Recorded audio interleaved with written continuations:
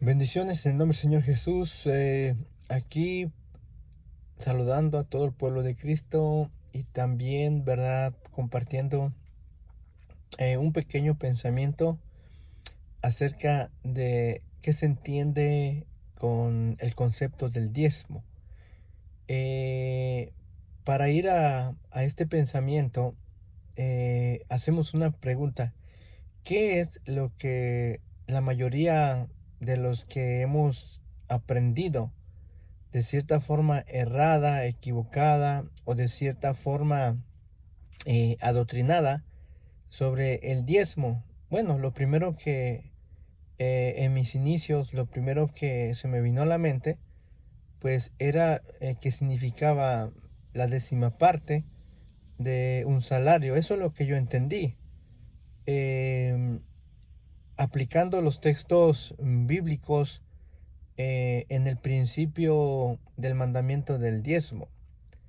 Entonces, tomando esa referencia, aunque cuando leemos el contexto, nos damos cuenta que nada tenía que ver con, pues, lo que tú ganas o lo que yo gano semanalmente, porque simplemente que nosotros lo espiritualizábamos y decíamos, bueno, antes, pues, el pueblo de Israel daba sus productos, porque textualmente eso es lo que indica en la ley del diezmo, pero pues eso era antes. Eso es lo que aplicamos, eso era antes. Ahora pues, como todo se genera a base de dinero, pues ahora es dinero. Pero cuando nos vamos al texto bíblico, en cuanto al mandamiento del diezmo, hay digamos, una maldición de parte de Dios, porque recuerden que cuando Dios da los mandamientos, Él dice claramente que no añadirás a lo que Él ha dicho. Entonces, ¿qué significa esto?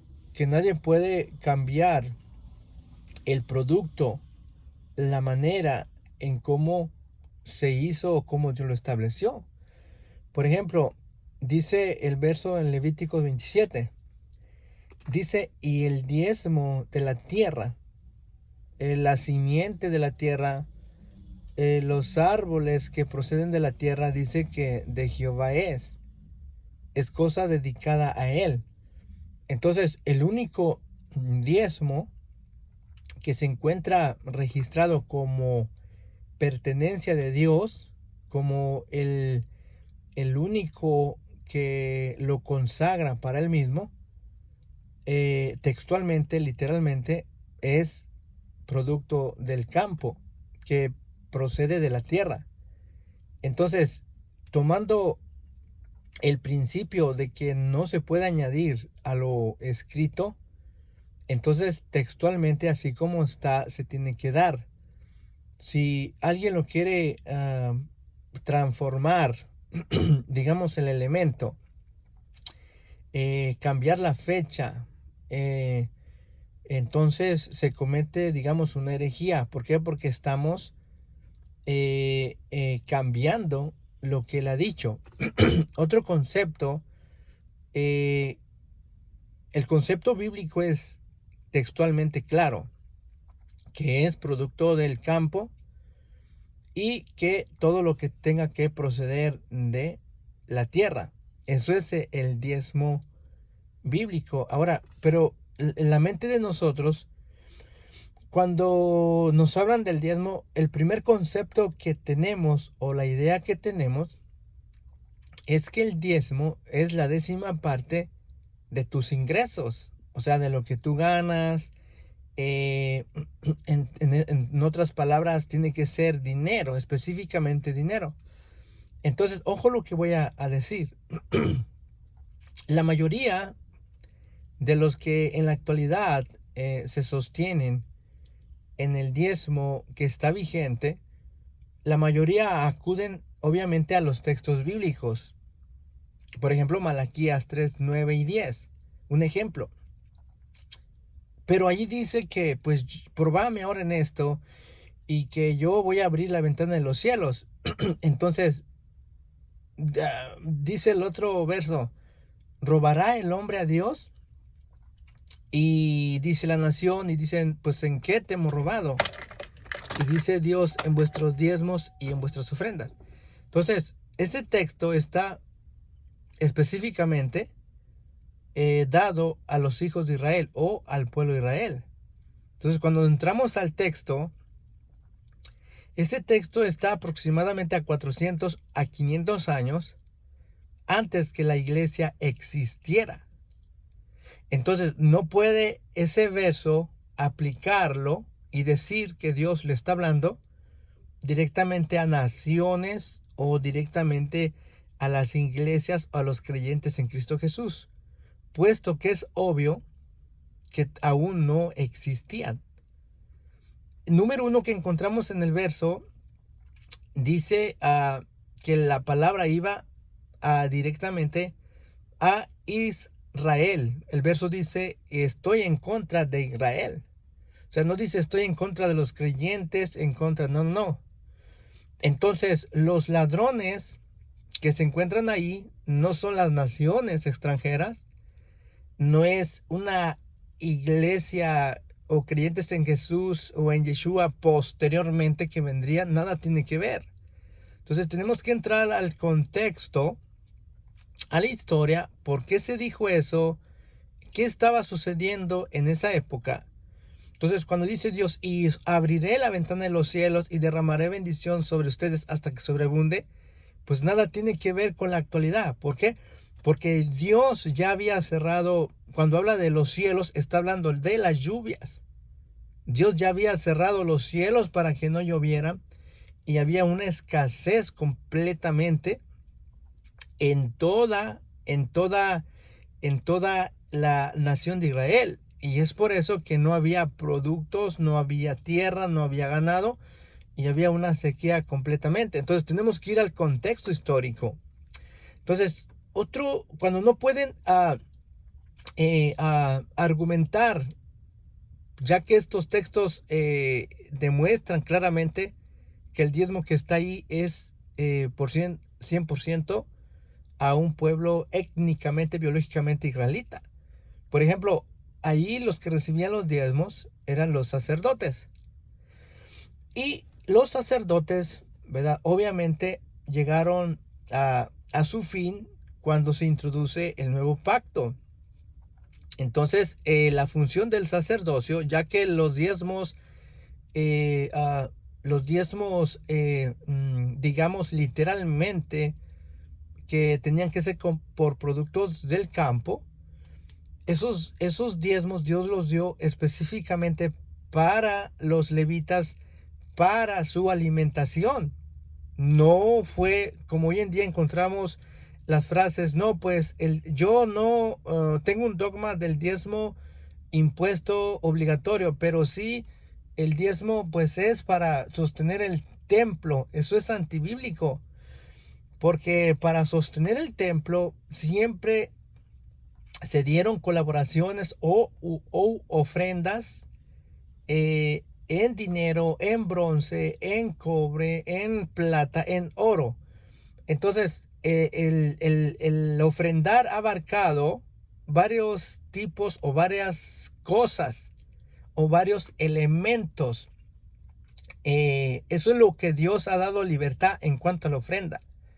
Que sea de oro, que sea de plata, puede ser vestidos, puede ser tela, todo lo que sea de dar, lo que usted quiera dar, eso se le llama como una ofrenda. Pero hay una amplia relación entre la ofrenda y el diezmo. El diezmo bíblico, Dios lo estableció únicamente que fueran productos del campo. Hay una gran distinción. Entonces, cuando no se puede comprobar usando los textos bíblicos como doctrina, entonces huyen del contexto. Y ejemplo, usan mucho el texto de Abraham, el texto de Jacob. Y nada tiene que ver el diezmo de Abraham, porque el diezmo de Abraham era una costumbre de las naciones, de aquellos pueblos que daban el 10%, digamos, del botín o de cosas cuando un rey venía, ¿verdad?, en auxilio a otro rey o le proveía de provisiones para la guerra. Entonces la costumbre era que se daba el 10% del botín. Y es por eso que Abraham entrega el 10% del botín a Melquisedec. Pero ojo, no era un mandamiento que Dios le hubiera dado a Abraham y a sus descendientes. Que le hubiera dicho, mira Abraham, pues aparte de la circuncisión como el pacto, tienes que hacer esto para ser bendecido. Eso es antibíblico. Ese diezmo no aplica porque textualmente tenemos que Abraham solamente diezmó esa ocasión una sola vez y no se haya registro que Abraham tuviera una costumbre de diezmar basándose a un mandamiento que se le hubiera dado. Otro argumento que muchos toman mal aplicado también es el diezmo de Jacob. El diezmo de Jacob, porque él dice, le promete a Dios, mira Señor, si me haces regresar con bien de todo lo que tú me des, de eso mismo yo también te voy a dar. Pero hacemos una pregunta, como yo comentaba con alguien, digamos que Jacob dio los diezmos. La pregunta que vamos a hacer, ¿a quién se los dio? Ya que en esa época no existía un sacerdocio. Y si existía un sacerdocio, entonces tenía que ver un templo ya, ¿verdad? A donde se llevaran estos diezmos. Entonces la Biblia no registra, ¿verdad?, que tal evento o dicha promesa hubiera cumplido Jacob. Entonces no existe, ¿verdad? Otro punto que vamos a notar aquí es que es muy diferente cuando tú espontáneamente haces algo para Dios. En este caso vemos a Abraham que lo hizo espontáneamente una sola vez y no se puede tomar como fundamento para, ¿verdad?, que Dios lo hubiera impuesto por mandamiento y que se tenía que hacer. Es muy diferente. Y lo mismo sucede con Jacob. Jacob actúa personalmente, o sea, que vino de sí mismo. Entonces aquí es donde muchos hacen compleja la enseñanza, oscura la enseñanza, ya que toman un versículo y lo hacen como doctrina y suponen que esa expresión de Jacob es como si Dios la hubiera dado y sacan estos textos fuera del contexto. Y es ahí donde los aplican dentro de las congregaciones, dentro de los creyentes, para hacerles pensar que si ellos no dan, pues no van a ser bendecidos. Y notamos algo curioso en Abraham. Melquisedec bendice a Abraham antes que Abraham accionara en dar los diezmos. Entonces se da cuenta que ahora es todo lo contrario. Ahora te dicen, usted si no da, usted no puede ser bendecido. Usted si no diezma, Dios no lo va a bendecir. ¿Quieres ser bendecido? Pues tienes que diezmar. Estas ideas o estas son manipulaciones. Porque cuando vamos al texto históricamente nos damos cuenta que Abraham fue bendecido mucho antes que, ¿verdad? Melquisedec lo bendijera. Y ese es el grave error. Entonces, aclarando este pensamiento, ¿qué se tiene en nuestra mente por concepto del diezmo? Para muchos el concepto del diezmo es el 10% de un salario o el 10% de las ganancias. Pero cuando vamos a la Biblia, estos conceptos están errados, alejados completamente de la verdad.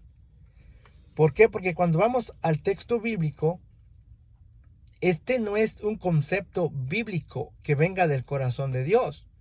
Porque el concepto bíblico no ha cambiado de parte de Dios, no cambió. sigue siendo el 10% de la tierra. Ese es el concepto claro y bíblico. Así que pues ha sido un pequeño pensamiento acerca de del diezmo. ¿Qué se tiene por concepto como en forma de pregunta cuando hablamos del diezmo? ¿Qué es el concepto, nuestro concepto que percibimos, verdad? A través, cuando oímos el diezmo, si es bíblico nuestro concepto o es antibíblico.